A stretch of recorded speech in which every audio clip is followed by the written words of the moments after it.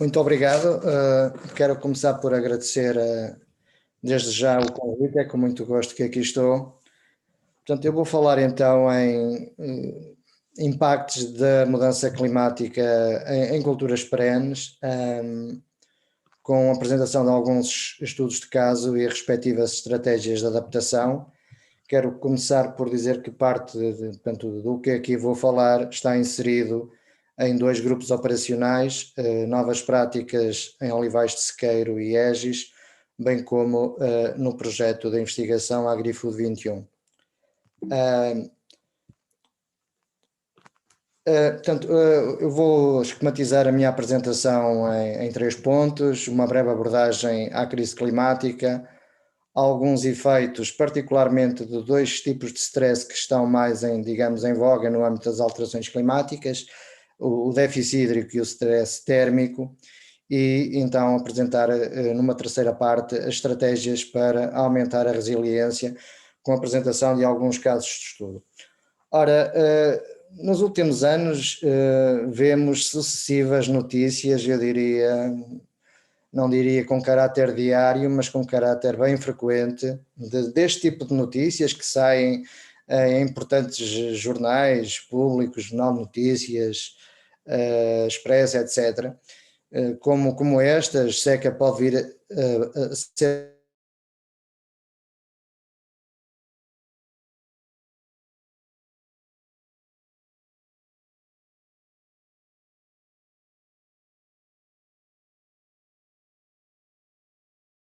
situações como eu acabarei também aqui, penso que por demonstrar. E se pensarmos que hoje somos cerca de 7,9 mil milhões de pessoas, em 2050 seremos perto de 10 mil milhões, no final do século muito perto dos 11 mil milhões. É uma questão de perguntar como é que vamos alimentar uma população com estes números, com uma crise climática a acentuar-se em boa parte do mundo, e se acrescentarmos a tudo isto instabilidades crescentes, como por exemplo o que estamos a viver presentemente com a guerra na Ucrânia, portanto podemos pensar que o futuro digamos, é bastante problemático com toda a certeza. Temos vindo a sofrer claramente um aumento da temperatura média global, os valores atuais apontam para, à escala do globo, para cerca de 1,1 graus centígrados, ainda não é, digamos, muito, mas obviamente que este é um valor médio e, portanto, há zonas do mundo onde esse aumento já é superior, claramente, a este valor, e temos algumas regiões, como no caso português, particularmente no interior, onde estes valores, os valores já estão acima deste valor global. Este aumento de temperatura é claramente muito associado à evolução da concentração de CO2 na atmosfera. No início da Revolução Industrial tínhamos valores da ordem dos 290 partes por milhão. No início dos anos 60 do século passado, 60 anos atrás, tínhamos valores da ordem dos 315, ou seja, em quase 200 anos aumentou apenas 25 partes por milhão, e reparem que na atualidade, e são valores de 30 de maio, foi os últimos que eu consegui obter ontem, temos aqui valores já na ordem dos 421, com a média de todos os dias de abril nos 420, portanto estamos numa fase bem acentuada de crescimento da concentração de CO2 na atmosfera, e as previsões apontam para que pelo menos tenhamos valores da ordem dos 500 a 550 em meados do século. Portanto, vai ser um incremento bastante acentuado, com repercussões óbvias a nível climático, dos quais destaco claramente o aumento da temperatura média. Aqui temos, eu não vou desenvolver estas figuras, mas que dependem claramente do espaço temporal e dos cenários de projeção que estivermos a falar, mas podemos estar a falar em 2 a 4, perto dos 5 graus de aumento da temperatura média, o que é particularmente relevante e mais preocupante, na minha opinião, para além do aumento da temperatura média desta dimensão, é claramente os eventos, por exemplo, de ondas de calor, particularmente o número de dias com temperaturas acima dos 35 graus, que tem claramente, sob o ponto de vista da fisiologia das plantas, consequências bem mais severas ainda, e o mesmo também com o aumento das chamadas número de noites tropicais, com temperaturas mínimas acima dos 20 graus, que vão aumentar bastante e que têm consequências bastante negativas, algumas das quais eu vou apontar daqui a pouco. Para além deste aspecto, obviamente, temos a questão da diminuição da precipitação e em zonas, temos algumas zonas do país com precipitação ligeiramente superior aos 500 milímetros, eventualmente inferior a 500 milímetros, e portanto reduções da ordem dos 20% a 25%, obviamente, que são particularmente problemáticas. Portanto, não antevemos nada de positivo, obviamente, com esta combinação de aspectos. Portanto, eu diria que o aumento de temperatura, a menor disponibilidade hídrica são os dois grandes problemas, mas a isto vamos acrescentar claramente as ondas de calor, as secas prolongadas, as quedas de granizo, com maior gravidade em termos de futuro, e não podemos esquecer, eu fiz aqui, digamos, sublinhar este aspecto, a questão das ondas de frio, que vão acontecer com frequência, eventualmente em fora de época, o que acarretará para a componente da produção agrícola danos acrescidos, claramente, bem como fenómenos de precipitação intensa, que também são problemáticos, apesar da diminuição da disponibilidade da precipitação em termos acumulados ao longo do ano. Portanto, temos aqui um cocktail, diria, explosivo, com vários aspectos a confluir negativamente, alguns dos quais eu apresentava resumidamente: a questão da falta de água, com a perda de turescência, alterações hormonais várias, a redução da atividade fotossintética, e aqui temos uma razão muito forte, desde logo, para a redução da capacidade produtiva, bem como o aumento da senescência foliar, que é agravada precisamente com questões de origem térmica, a promoção da senescência e a precisão de folhas, bem como, por exemplo, permitam-me destacar aqui o aumento da taxa de respiração, que é um fenómeno, digamos, antagónico ao processo fotossintético, e que, portanto, o seu incremento conduzirá inevitavelmente à redução da capacidade produtiva das plantas. Portanto, este tipo de imagens não são nada desejáveis, portanto, com este exemplo de enrugamento de frutos, esta coloração, neste caso de folhas de oliveira, não é sinónimo, obviamente, de plantas em bom estado, e não é o aspecto nutritivo que está aqui em causa, podendo vir também a estar ao mesmo tempo, já que uma das consequências precisamente do déficit hídrico é o agravamento de problemas de absorção de minerais, mas diretamente a questão da água pode causar estes problemas, nomeadamente por fotooxidação dos pigmentos fotossintéticos, a questão da desfoliação, que é bem evidente nestas duas imagens. Está aqui uma sombra minha própria, mas eu diria que isto é sombrio mesmo, esta questão da desfoliação intensa, e a questão, obviamente, também, inclusive na figura da direita, de queda de frutos, e como vemos aqui também nesta imagem, numa vinha, a vinha da esquerda, nomeadamente em duas datas, 2015 e 2017, ambos em julho, com esta desfoliação tão acentuada em vinhas não regadas, à esquerda. Portanto, não será de esperar, obviamente, resultados positivos ao nível da produtividade, bem como na qualidade, porque no fundo estamos aqui a falar em eventos em julho. No caso de 2017, por acaso, esta vinha foi, e a primeira vez que aconteceu, a vindima ocorreu ainda em agosto, na última semana de agosto, mas estamos a falar pelo menos num mês, não é? Com as folhas, com as videiras com este aspecto, obviamente que não é um aspecto adequado para uma produtividade e uma qualidade final aceitáveis. Reparem aqui, a vantagem da água é evidente nas figuras centrais e da direita, onde foram aplicados 30% e 60% da água perdida por evapotranspiração, e o comportamento, embora vejamos aí alguns sinais também ainda de escaldão, mas são claramente aspectos menos evidentes, portanto, demonstrando o efeito protetor que a água tem sobre o comportamento das plantas.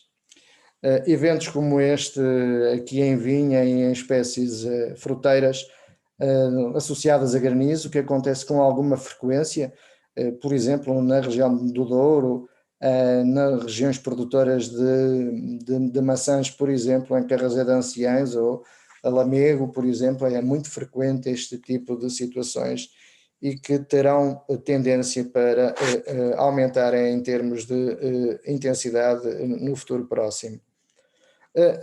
Se a isto acrescentarmos a maior sensibilidade das plantas a eventos de frio e as geadas fora da época, nomeadamente por criar problemas adicionais de aclimatação, desaclimatação, portanto é complicado para as plantas viver nestas alternâncias sucessivas. Reparem, ainda há bem pouco tempo, durante o mês de maio, tivemos temperaturas à volta dos 30 graus ou até ligeiramente em algumas zonas do país a 30 graus, e na semana seguinte viemos para temperaturas à volta dos 10, 12 graus durante o dia.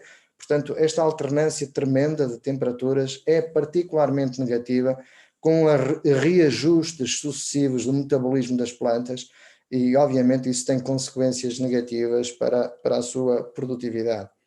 Portanto, alguns dos efeitos macro das alterações climáticas, alterações de fenologia são bem evidentes. O exemplo que eu acabo há um bocadinho de falar da questão da antecipação, por exemplo, das colheitas, onde a vindima foi um bom exemplo, mas não só, com implicações na duração da estação de crescimento é particularmente relevante, alterações na relação com pragas e doenças, não sendo a minha área de intervenção, mas também é uma das áreas apontadas onde vai haver alterações significativas. Diminuições de produtividade, inevitavelmente no sul da Europa não há outra maneira de ver a questão. Se há zonas, eventualmente, o centro e norte da Europa, onde o aumento de temperatura, desde que haja água, digamos, com a mesma disponibilidade, pode ser eventualmente positiva. No sul da Europa, com esta combinação de aspectos, onde temos muita radiação, já agora, quer radiação fotossinteticamente ativa, chamada radiação visível, quer radiação ultravioleta, para além de outro cocktail de efeitos, até ao nível de fertilidade do solo, etc. Portanto, temos problemas na floração, frutificação, diminuição da área foliar, diminuição da eficiência fotossintética, aumento da atividade respiratória. Portanto, são tudo aspectos que, conjugados, levam à redução de produtividade. E não é de estranhar que também tenhamos alterações na qualidade e tipicidade dos produtos que são produzidos na agricultura. Um bom exemplo de alguns destes aspectos, reparem, esta onda à esquerda, esta onda de calor que aconteceu aqui em Itália, vemos aqui no gráfico superior o aumento de temperatura, e não foi um aumento de temperatura assim até muito acentuado, existiu de facto, nesta mancha mais aqui acinzentada, mas reparem, por exemplo, o que aconteceu logo à taxa de fotossíntese com o evento de calor, de cerca de taxas de 15 para taxas de 5, ou seja, redução de 3 vezes em 2 dias, é uma coisa interessante. E aqui à direita são resultados próprios de um trabalho de investigação em colaboração com a Universidade de Aveiro, onde um evento apenas de 2 horas apenas, a 40 graus, fez cair precisamente a taxa de fotossíntese cerca de 2,5 vezes. Portanto, e 40 graus não estamos a falar de temperaturas nada de outro mundo, digamos assim. Há um grande número de dias no ano, em regiões como o Douro Superior ou o Alentejo, em que isto acontece com frequência, e, portanto, quando estamos a falar de temperaturas desta ordem, estamos a falar já em consequências bastante nefastas para a fisiologia das plantas, com repercussões óbvias na sua produtividade. Olhando, não vou desenvolver aqui estas equações, mas no fundo a produção primária e a produção das culturas são afetadas positivamente por estes parâmetros. Destacava a importância da eficiência com que a radiação solar é interceptada, que é função fundamentalmente da dimensão, da duração e da arquitetura da copa. Portanto, interessa-nos ter dimensões foliares adequadas, interessa-nos que essa área foliar dure o mais tempo possível, em bom estado, e uma arquitetura da copa que permita uma maior interseção de radiação. Ao mesmo tempo, é muito bom que haja uma boa eficiência da conversão dessa radiação solar, da conversão em biomassa, e que no fundo, em termos práticos, é o resultante de um balanço positivo entre a taxa de fotossíntese e a taxa de respiração de todos os órgãos da planta, incluindo troncos, ramos, incluindo raízes, etc. E inclusive, gostava de deixar esta mensagem, porque normalmente não é tida em conta, inclusive é durante a noite.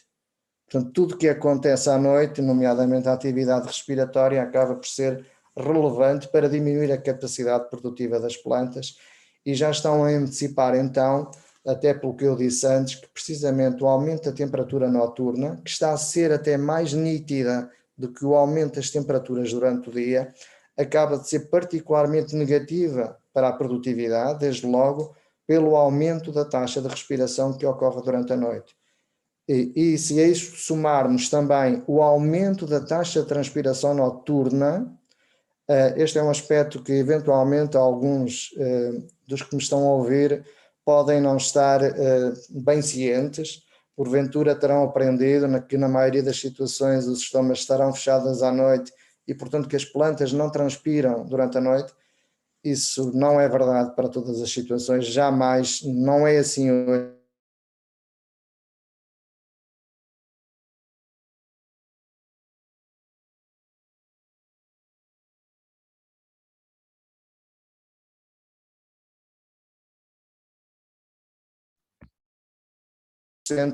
Da transpiração diurna e, portanto, não é de desprezar este tipo de transpiração. Portanto, é por isso que eu aqui digo que há custos ocultos do aquecimento noturno sobre a capacidade produtiva das plantas. É bom ter isto presente para melhor compreender os efeitos precisamente das alterações climáticas. Se a isto tudo somarmos outro tipo de notícias que vamos vendo aqui relacionadas com a degradação do solo. Permitam-me fazer este destaque porque eu vejo aqui uma inter-relação muito grande entre alterações climáticas e degradação do solo, e portanto este tipo de notícias são um problema. Destaco que as alterações climáticas provocam também problemas nos solos, destacava a diminuição do teor de carbono orgânico, que é particularmente grave. Na maior parte do país, particularmente no interior, temos níveis muito baixos de matéria orgânica, não é? E, portanto, é uma forma de continuar a decrescer, portanto, temos que fazer aqui alguma alteração, reverter esta situação. Outra situação é que vamos ter maior suscetibilidade ainda à erosão, com eventos de precipitação eventualmente mais intensos.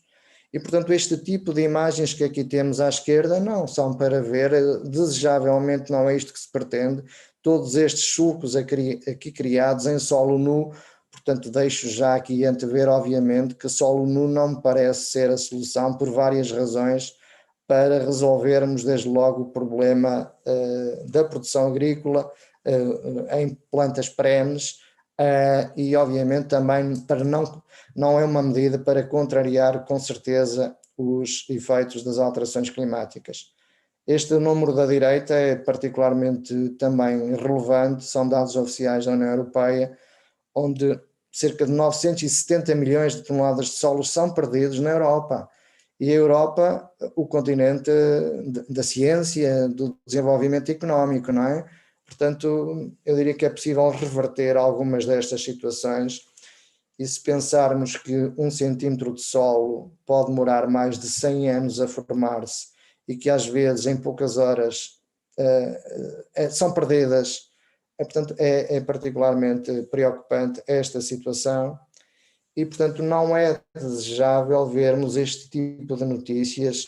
Isto aconteceu em 3 de janeiro de 2020. Todos os jornais, todos os canais televisivos apontaram neste dia, os principais canais,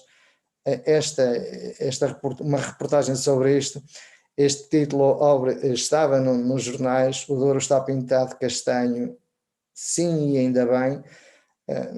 Não penso assim, portanto isto foi alguém que disse isto, com implicações, por exemplo, até na qualidade da sardinha, e eu não discuto as implicações eventualmente positivas na qualidade da sardinha. O que me preocupa é o que está a montante, a perda de solo que ocorreu nas vinhas do Douro, por exemplo, não é?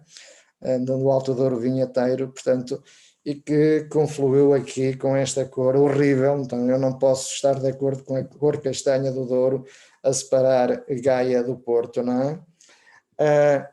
Outros efeitos ainda das alterações climáticas ao nível do solo, alteração da composição e atividade dos micro-organismos decompositores, menor fornecimento de fotoassimilados para os fungos micorrízicos, o que conduz a menor saúde do solo, e isso obviamente tem repercussões negativas na absorção da água, na absorção de minerais e inclusive na taxa de fotossíntese, por retroação negativa. Os micro-organismos no solo são fundamentais para estimular também a atividade fotossintética das plantas, neste caso por retroação positiva. Portanto, daí eu dizer que aqui é necessário solos claramente com vida, e estamos a degradar solos, portanto estamos a contribuir para problemas adicionais, e temos aqui grandes desafios, portanto. A questão da erosão, da diminuição da matéria orgânica, da compactação dos solos, da diminuição da biodiversidade ao nível do solo, em alguns casos também da salinização. Todos estes problemas, não tenho dúvida, que agravam os efeitos das alterações climáticas, particularmente os decorrentes da menor disponibilidade de água, que é indiscutivelmente o aspecto mais preocupante, muito mais preocupante ainda que o aumento da temperatura.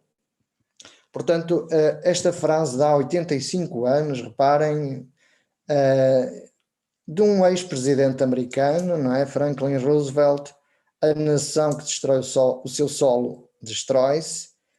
Era bom que os nossos políticos, os nossos técnicos pensassem também desta maneira, e é possível de algum modo, pelo menos parar a degradação e, se possível, reverter a degradação do solo. Como combater? Alguns pontos que podemos então, e a primeira também, desde já a mensagem que eu queria trazer era que é necessário adotar estratégias múltiplas e até com intervenção de várias áreas científicas, com toda a certeza, para resolver os problemas. Não é uma área unicamente que resolve problemas, nem pensar, é preciso estratégias múltiplas, como eu vou de algum modo tentar dizer. Não tenho dúvida que a agricultura inteligente pode ajudar aqui a resolver alguns dos problemas, a mitigar efeitos, é indiscutível. Os drones, os robôs, o sensoriamento remoto, tudo isso pode de facto ajudar a melhorar a gestão da irrigação, da fertilização e dos tratamentos fitossanitários. É indiscutível, com vantagens para as culturas e para o ambiente, em termos de sustentabilidade, não tenho dúvidas sobre isto, mas eu diria que para além disto é preciso fundamentalmente decisões sábias. Portanto, é o homem que toma as decisões finais.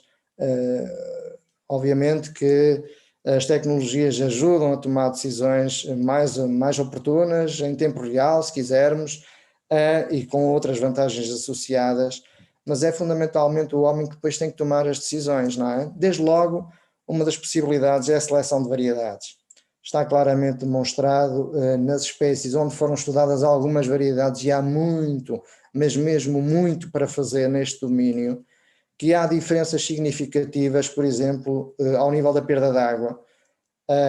As cutículas são diferentes, o revestimento da pubescência das folhas são diferentes, a compactação dos tecidos é diferente, a área das folhas muitas vezes é diferente, a atividade hormonal é diferente entre variedades, portanto temos aqui uma potencialidade para explorar.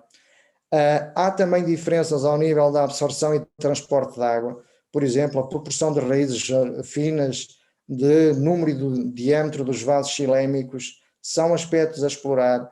A capacidade de ajustamento osmótico, que traduz a concentração de solutos nas células, É diferente, às vezes, entre variedades. A atividade antioxidante que está envolvida em mecanismos protetores contra todos os tipos de stress também pode ser diferente. A elasticidade das paredes das células.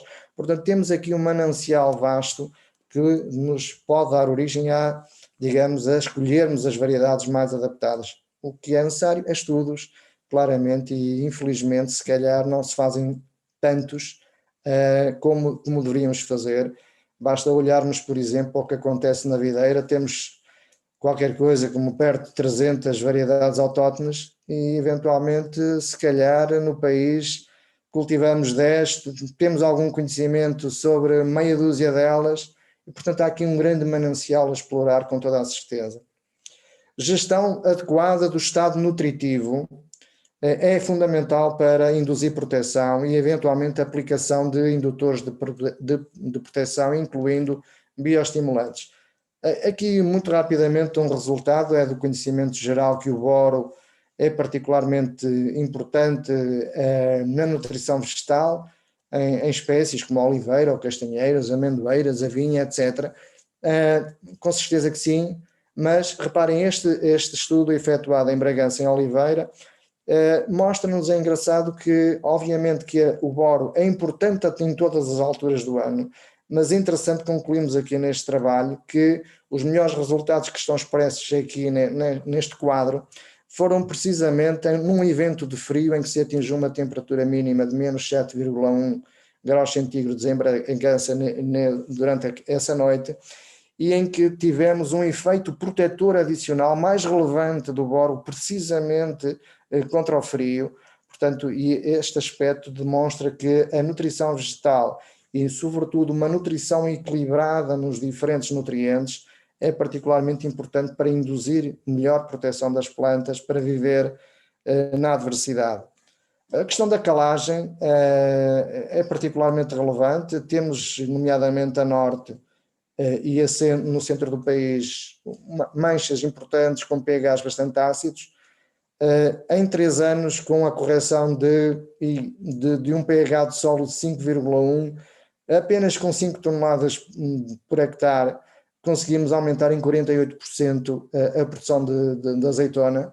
Portanto, é possível resolvermos algumas vezes as situações complexas com a aplicação de técnicas adequadas. Temos aqui efeitos interessantes em amendoal biológico da aplicação de bioestimulantes, aqui ao nível da taxa fotossintética, por exemplo, com a aplicação de algas marinhas. Portanto, há aqui potencialidades. Temos bons resultados, por exemplo, com caulino. É uma argila, um aluminosilicato que dá esta coloração aqui à esquerda esbranquiçada e que tem tido enorme sucesso, quer no Douro, quer no Alentejo, em muitas explorações, em videira, por exemplo, também em oliveira, e o mesmo com ácido salicílico. E reparem, são produtos naturais. O ácido salicílico é uma hormona, portanto é uma hormona vegetal, é produzida naturalmente pelas plantas em concentrações relativamente baixas e, portanto, aplicando exogenamente podemos conferir proteção adicional às plantas. Temos bons resultados em olival precisamente com a aplicação de ácido salicílico. Outra área particularmente de intervenção que é indiscutível ter de fazer é a gestão mais adequada da superfície do solo, de modo a aumentar a disponibilidade de água, e para aumentarmos a disponibilidade de água sem aplicar água de rega, que seria a solução, mas que infelizmente não pode ser aplicada em todas as situações, devemos fazer práticas para aumentar a taxa de infiltração, para aumentar a capacidade de armazenamento, para reduzir a evaporação. E estão a ver que a mobilização não é uma prática, e nomeadamente as mobilizações excessivas, não pode ser a solução para culturas perenes, porque não aumenta a taxa de infiltração, ao contrário do que muita gente pensa. Obviamente que não aumenta a capacidade de armazenamento, desde logo pela erosão que provoca e, portanto, redução da espessura de solo, para além da redução da matéria orgânica do solo, etc. E também não contribui, obviamente, para reduzir a evaporação. Por outro lado, devemos arranjar práticas de modo a aumentar a capacidade de absorção e transporte no fundo, que facilitem o desenvolvimento do sistema radicular, os ajustamentos osmóticos na raiz e também, digamos, uma melhor proliferação de micro-organismos, em particular dos fungos que entram em simbioses, fungos micorrízicos que fazem simbioses com as raízes das plantas. Um pequeno exemplo para mostrar a comparação da mobilização à direita com a vegetação natural à esquerda, e obviamente que a perda de solo e de carbono orgânico é substancialmente superior com mobilização, pelo que defendemos situações deste tipo, ou com cobertos naturais, ou em alguns casos com cobertos, e porventura com vantagens, com cobertos semeados, em que temos durante o outono e inverno este tipo de situação à esquerda, e que temos o coberto seco na forma de moles à direita durante o verão. Temos bons resultados. Vejam este exemplo em Olival, em que tivemos à instalação nos primeiros 4 anos aumentos de 53%, o mesmo coberto, apesar de não ter sido bem gerido, uns anos depois, portanto, e já vão em 10 anos o mesmo coberto, portanto só foi semeado uma vez, tivemos ainda aumentos de 35%, e portanto estamos a replicar este tipo de situações em vinho, em castanheiro e em amendoal, e queremos que os resultados portanto, vão no sentido de confirmar as vantagens associadas precisamente ao trabalho do olival. Algumas das vantagens que podemos apontar, eu diria que esta lista que aqui está neste momento disponível é uma lista que poderia incluir outras vantagens. Eu destacava aqui a fixação do azoto, não é? Que permite desde logo a ausência de aplicação até de adubos azotados, a redução dos custos de produção, aumento da produção, claramente, e aumento da capacidade de sequestro do carbono. São vantagens que não são de todo de desprezar. Outras situações, outras soluções que podemos, a compostagem, claramente, e até uma forma de fomentar a economia circular, portanto, é uma situação importante, temos bons resultados também neste domínio, inclusive, embora percebendo que não terá tanta execuibilidade a questão do moldes com composto, mas os resultados são claramente fantásticos e quem o puder fazer, eu diria, recomendaria com toda a certeza. Aqui uma vantagem evidente na figura da esquerda com compostado, numa situação em que temos rega, em que a área umedecida é claramente superior com o compostado, e nomeadamente o aumento substancial da proporção de raízes jovens aqui na seta azul, comparativamente à situação da direita. Alguns dos benefícios, portanto, de solos com mais vida, que no fundo a compostagem permite: solubilização e transferência de nutrientes, proteção contra pragas e doenças, criação de matéria orgânica estável, e este aspecto é importante, e outro, a melhoria da estrutura do solo, nomeadamente na formação dos agregados, e em parte devido à estimulação da síntese de glomalina. A glomalina é uma glicoproteína produzida pelos fungos micorrízicos arbusculares e que são, no fundo, o cimento do solo e, ao mesmo tempo, um grande depósito de carbono e de azoto. Posso-vos dizer que numa experiência que efetuamos com compostagem, precisamente este teor de glomalina aumentou em 300% de uma aplicação efetuada em abril até à vindima, portanto, em setembro. Portanto, em pouco tempo, uma simples aplicação de compostado permitiu precisamente aumentar substancialmente a produção deste composto, a glomalina. Portanto, mais vida no solo é fundamental para contrariar precisamente as alterações climáticas. E termino precisamente com esta mensagem, é uma frase, umas ideias do responsável pelo Pacto Ecológico Europeu, Frans Timmermans. Não existe vacina contra a crise climática, mas podemos combatê-la, e se nos prepararmos hoje, vamos a tempo de construir um futuro mais resiliente às alterações climáticas. Muito obrigado pela atenção.